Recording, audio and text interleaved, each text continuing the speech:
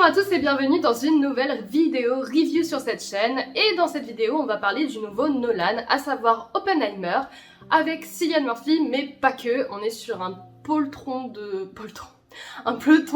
peloton d'acteurs vraiment hyper connus qui sont dans ce film. Florence Pugh, on a Emily Blunt, on a évidemment Robert Downey Jr. en rôle principal. Enfin, on est sur un éventail d'acteurs.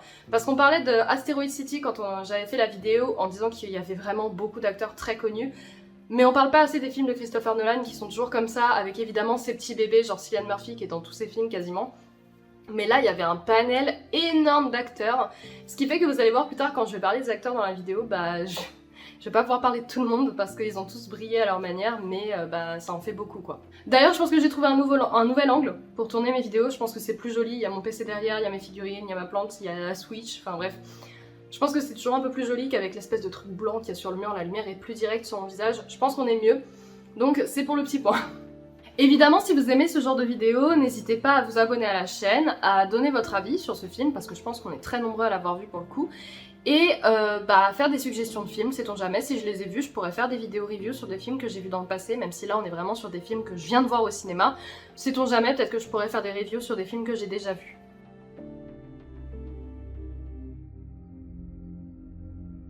Pour commencer dans la partie sans spoil, alors déjà je trouve ça délicat de parler de partie spoil et sans spoil, parce que bon, on parle quand même d'un film sur un biopic, c'est dur de spoiler un biopic. Après c'est vrai que pour moi Oppenheimer, de mon point de vue, alors j'aime bien l'histoire, mais je connaissais pas Oppenheimer, enfin je connaissais pas, j'ai jamais mis un nom derrière l'invention de la bombe atomique, je me suis jamais renseignée, ça m'a jamais tant intéressé que ça. La partie Seconde Guerre mondiale, c'est pas cette partie-là qui me plaît le plus. Donc forcément, je m'étais pas renseignée, donc Oppenheimer, ça sonnait pas directement quelque chose en fait en moi. Donc pour les personnes comme moi, oui, ça peut s'apparenter à du spoil, mais de manière générale, c'est vrai que c'est particulier de spoiler, enfin d'utiliser le terme spoil sur un personnage historique, c'est comme spoiler le fait que Freddie Mercury, il avait le sida dans Bohemian Rhapsody quoi, enfin... Toujours est-il que je vais quand même faire une partie sans spoil et une partie avec spoil, même si je risque d'alimenter un peu plus la partie sans spoil, et que la partie spoil ce sera plus sur la mise en scène et sur certaines tensions qui ont été faites, certaines scènes qui ont été faites, mon analyse personnelle, parce que évidemment on parle moins de ça dans l'histoire, mais il y aura quand même votre lot de satisfaction dans la partie sans spoil et la partie spoil. Donc pour le résumé de la partie sans spoil, je suis désolée, il y a ma chaise qui craque un peu, elle est un peu vieille, mais c'est le temps que je me rassois après avoir lancé l'enregistrement. Donc pour la partie sans spoil, on suit l'histoire d'Oppenheimer et comment il a créé la bombe atomique. Je peux pas vous faire plus simple que ça. Évidemment c'est un film de 3 heures donc je vais pas tout vous résumer, mais ça passe par les essais nucléaires, etc. C'est vraiment le procédure de création et un biopic sur la vie de Oppenheimer, centré sur toute la période pendant la guerre où il va créer la bombe atomique et sa jeunesse on va dire, à partir du moment où il est dans les études supérieures. Pour tout le reste, après, ça va être un petit peu plus éclipsé rapidement. Mon avis sur le film, c'est d'abord que, en fait, par rapport au dernier Christopher Nolan, je dirais que c'est mon préféré depuis Interstellar. J'avais bien aimé Tenet, j'avais bien aimé Dunkerque, mais on n'était pas sur un délire aussi ambitieux qu'Oppenheimer. Genre, c'est vrai que Tenet est ambitieux dans toute l'idée du voyage temporel, etc. Mais ça reste un film d'action, et Dunkerque, moi j'ai personnellement bien aimé, mais c'est vrai que c'était pas aussi abouti que Oppenheimer. Oppenheimer, on sent vraiment le côté maîtrisé, c'est-à-dire que c'est un film où on s'y perd pas. Alors ok, il y a beaucoup de termes scientifiques, il y a beaucoup d'éléments à la minute parfois qui sont donnés, mais on n'est pas perdu, ça reste chronologique à peu près, même si pas que. Ce que je veux dire par pas que, c'est que en fait, chaque réal a sa signature, chaque réal a ce truc qui les fait vibrer. Par exemple, Quentin Tarantino, c'est les effusions de sang, toujours à un moment dans le film, il y a toujours un moment où ça gicle dans tous les sens. Et Nolan, il a cette signature qui est le temps. Il adore jouer avec le temps. C'est pas compliqué, Memento, il y a des allées et venues, il y en a dans un sens et l'autre il va dans le sens... il me semble qu'il y a 2 timelines, enfin il y a deux moments de l'histoire, il y en a un qui va dans le sens chronologique et l'autre qui va dans l'autre sens. Interstellar, il y a tout un délire avec une planète où le temps passe différemment. On a Inception, où à chaque fois que ça plonge dans un rêve, le temps s'écoule plus lentement pour la personne qui est restée, qui est dans le rêve. On a Tenet, où bah il y a le principe de trucs qui vont à l'envers, donc c'est temporel. Dans Dunkerque, on a tout ce principe avec les lignes directrices où chaque groupe de personnages a une ligne temporelle différente. Genre les aviateurs ça se passe sur une journée, les personnes sur Terre ça se passe en une semaine, dans les bateaux ça se passe en 3 jours, enfin les lignes temporelles sont différentes pour tout le monde, c'est ça qui a rendu le film un peu chiant à comprendre au début. Et dans, j'en oublie un, je sais plus lequel c'est, j'en oublie un, et pas un petit, c'est ça le pire. Ah, le Prestige, il me semble pas qu'il y ait de ligne temporelle, mais ça fait très longtemps que je l'ai vu, donc je peux me tromper. Et finalement, dans Oppenheimer, les lignes temporelles, elles se transcrivent par quoi? C'est pas vraiment du spoil pour moi de dire ça, mais je vais pas aller plus loin. C'est qu'il y a le passé, avec toute la vie d'Oppenheimer, quand il a créé la bombe, etc. Il y a un passé plus proche, où Oppenheimer est dans une espèce de... et se fait interroger, je vais pas dire plus de détails. Et il y a une ligne présent, qui est représentée en noir et blanc, qui est la ligne du présent. Je vais pas en dire plus, je vais pas dire ce qui se passe dans cette temporalité-là, mais il y a toutes ces temporalités-là, et en fait, Oppenheimer, moi vraiment, j'ai entendu, oui, il n'y a aucune excentricité de Nolan, c'est vraiment que de la ligne temporelle, enfin c'est que du biopic, c'est que de l'histoire chronologique. Pas du tout, hein. Il y a des lignes temporelles, ça reste la signature de Nolan, c'est lui, il est fait comme ça, c'est dans son sang, c'est dans son ADN, il peut pas s'en empêcher. Le fait est que ça a été très bien fait dans Oppenheimer. Visuellement, c'était magnifique, en fait, on sent clairement... Alors je sais qu'il a dit qu'il avait pas fait appel à de la CGI, etc. Mais bon, on va pas se mentir, il y a quand même des retouches et des trucs qui ont dû être faits par ordinateur. Mais toujours est-il que j'ai cru comprendre que la bombe atomique, pour le coup, ils ont fait une simulation de bombe atomique avec des trucs qui sont évidemment pas atomiques, ils n'ont pas fait péter une bombe atomique, mais ils ont refait une simulation et ouais, c'est trop beau, enfin... Ça se sent que c'est une vraie explosion, ça se sent qu'elle est en 3 dimensions, que c'est pas fait sur PC, ça se sent que c'est organique, que c'est chaud, et c'est cool en fait. Et il y a plein de moments où en fait il y a un délire, surtout dans la jeunesse d'Oppenheimer, c'est vraiment au tout début, où il y a un délire avec des particules, des trucs comme ça c'est trop cool. On ressent vraiment, il y a eu un vrai travail du son et de l'image fait pour qu'en tant que spectateur on ressente tous les impacts de cette bombe, de la puissance que c'était. Tout ça, ça a été très très bien travaillé, les visuels ils sont nickel, les plans ils sont beaux, il y a toujours ce côté un peu grisé, froid qu'il y a dans les films de Nolan, en termes de colorimétrie je parle, c'est-à-dire qu'il a beaucoup cette habitude d'avoir des films qui sont souvent très très froids, et d'un coup il y a des effusions de quelque chose de très chaud. Dans Dunkerque c'est toujours très très froid, on a l'impression qu'il fait 10 degrés, il y a l'océan qui est froid, il y a le ciel qui est froid, et puis à la fin ça termine par un incendie, l'incendie de l'avion qui est avec des couleurs très très vives. Et Oppenheimer c'est un peu ça, déjà parce qu'on a un noir et blanc, donc forcément c'est pas la couleur de la chaleur, le noir et blanc, et aussi parce que au final on a ces moments où la colorimétrie du coup elle est très sable, gris, marron, des trucs comme ça, c'est très froid dans ces couleurs, c'est pas des marrons chauds. Et quand il y a l'explosion, il y a des moments où on voit des images d'explosion, on voit des trucs comme ça, et c'est un rouge très très vif quoi, c'est super là-dessus. Visuellement il n'y a rien à redire. Au niveau du montage c'est pareil, c'est un film qui est quand même très dynamique, qui a beaucoup de peps, on se fait pas chier, le montage il va dans tous les sens, il n'y a pas de moment, il n'y a pas de longueur selon moi. Et c'est quand même pas mal parce que pour un film de 3 heures, il faut quand même qu'il n'y ait pas de longueur et qu'on soit pas à réfléchir autant qu'il passe en tant que spectateur. Pour le coup j'ai trouvé que Oppenheimer est un film qui est passé vite. Après moi je suis... quelqu'un qui aime les films à partir de 2 heures, c'est la bonne durée pour moi. 2h30 c'est idéal, 3 heures c'est bien pour moi aussi. C'est-à-dire ça fait ça, 2h30 là-haut, et puis ça redescend ensuite. Donc moi, aller voir un film de 3 heures, c'est très très loin d'être quelque chose que je n'aime pas, et c'est même plutôt un argument pour moi. Après, c'est clair qu'en parallèle, aller voir un film de 2 heures ou 3 heures, si c'est un film qui est long et chiant, et le montage est absolument horrible, oui, le temps devient long. Et pour le coup, Oppenheimer n'a pas fait ça, le temps est passé très vite, c'était vraiment fluide, et on avait vraiment le fait d'intercaler toutes les scènes, c'est-à-dire c'était présent, passé, passé, présent, enfin c'était super dynamique parce que du coup on avait juste envie d'en savoir plus et le montage donnait vraiment envie de continuer de regarder.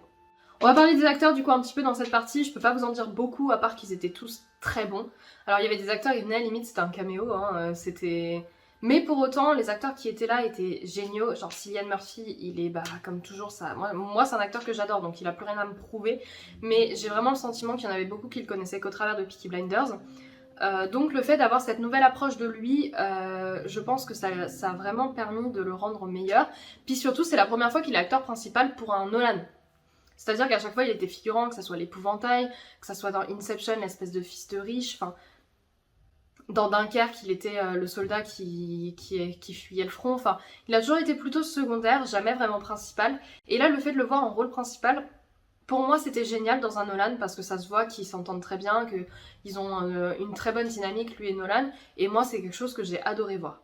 Toujours est-il que c'est pas le seul acteur qui est très bon. Emily Blunt, elle a des moments, mais...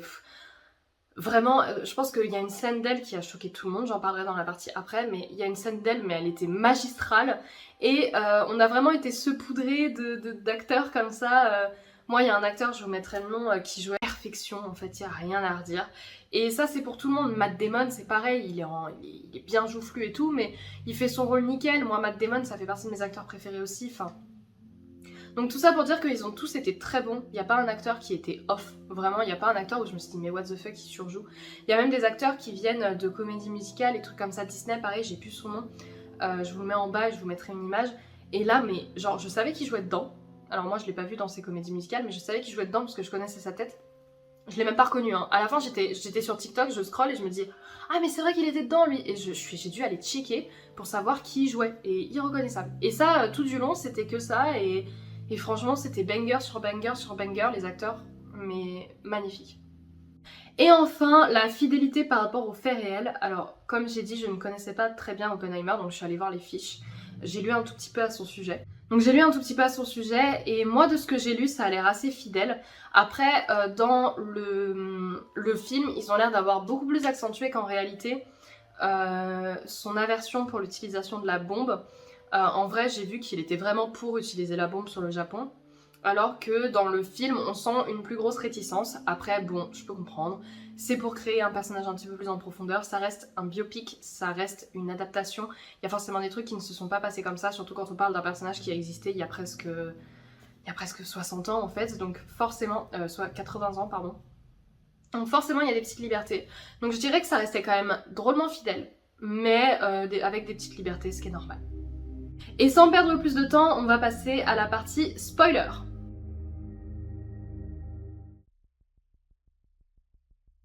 Donc pour vous faire un résumé dans cette partie spoiler, à nouveau c'est la vie d'un mec, donc c'est dur de résumer ça, mais bref, on suit la vie d'Oppenheimer, de ses études de fac à Los Alamos, quand il va faire du coup, Los Alamos, ou je sais plus, quand il va faire du coup la bombe atomique, et jusqu'à plus tard avec son procès, c'est son espèce de procès mené par Strauss, pour le faire destituer de la commission, qu'il puisse plus travailler dans les trucs secrets défense, etc.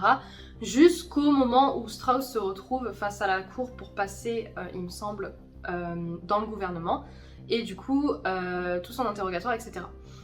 Et jusqu'à sa fin de vie, etc., en passant par ses remords par rapport à la création de la bombe atomique, voilà.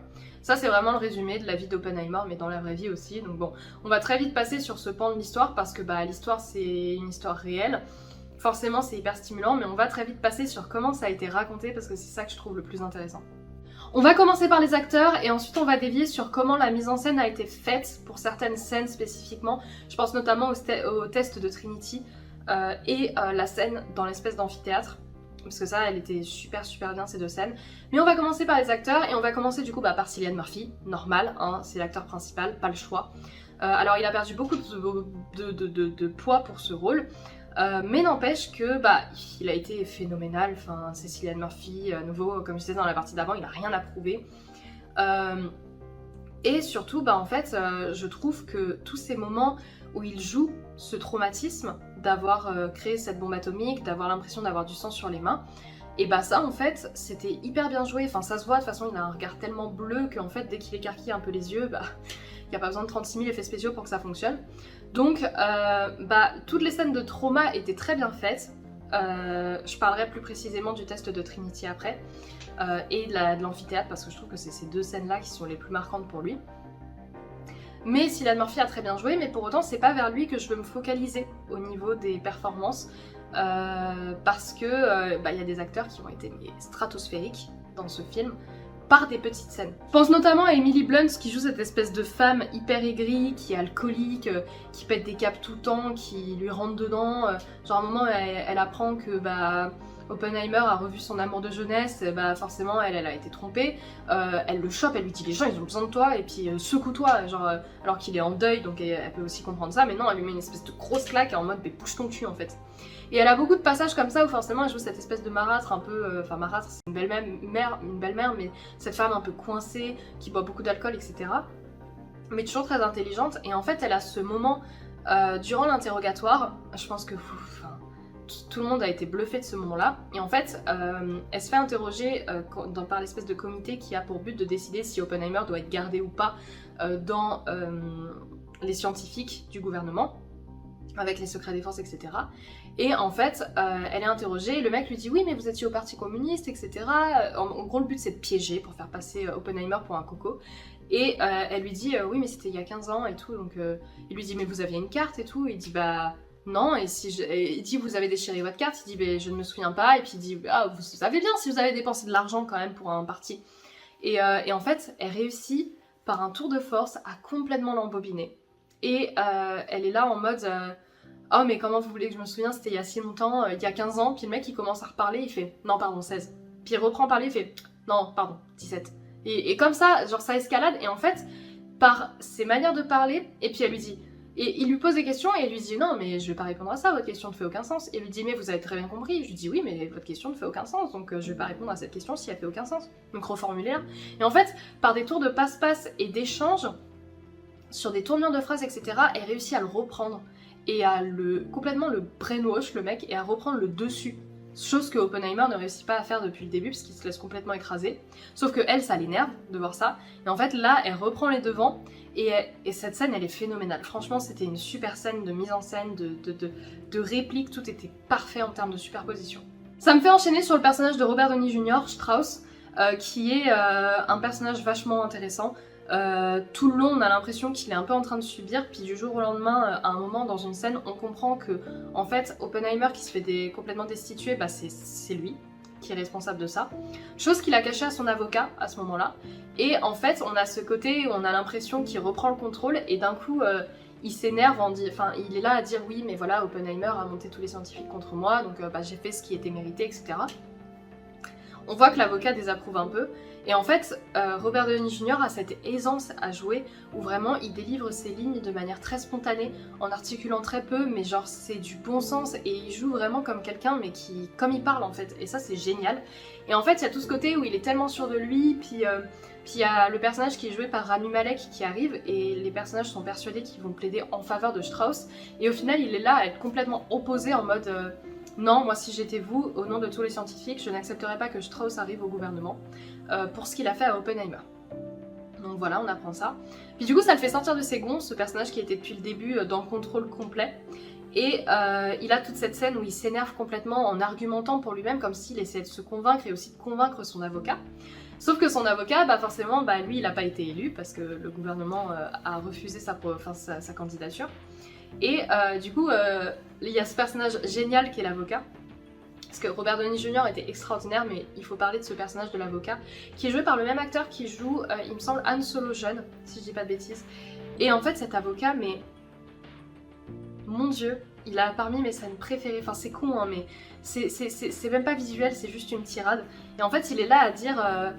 Strauss lui dit ouais ils vont à ce stade là autant nommer Oppenheimer au gouvernement et le gars le regarde et dit peut-être qu'il devrait, et là on comprend clairement que son avocat à partir du moment où en fait il s'est rendu compte que son client lui a menti n'est plus du tout de son côté, n'est plus du tout pour plaider sa cause. Et en fait Strauss revient sur un événement qui a l'air de l'avoir beaucoup marqué, qui a l'air d'être pour moi l'élément déclencheur de pourquoi il a fait toute cette vendetta face à Oppenheimer. C'est-à-dire qu'à un moment il voit que Oppenheimer va discuter avec Einstein au bord d'un étang. Et en partant, Strauss dit quelque chose à Einstein et Einstein l'ignore complètement. Et en fait, Strauss, avec tout ça, il se convainc que c'est Oppenheimer qui a convaincu Einstein en disant des trucs sur lui. Et du coup, il est là à dire à son avocat oui, mais je suis convaincu, Oppenheimer a ligué tous les scientifiques contre moi comme il a fait avec Oppenheimer. Et là, l'avocat, il a une réplique que j'adore. Et en fait, il lui dit mais qu'est-ce qui vous fait croire que des hommes comme ça parleraient de vous ? Et en fait, cette réplique, elle est extraordinaire parce que, mais oui, en fait, genre Strauss, il vient d'une famille, il faisait des chaussures, il a appris la physique en tant qu'amateur pendant tout le film. On n'a aucune preuve de son savoir.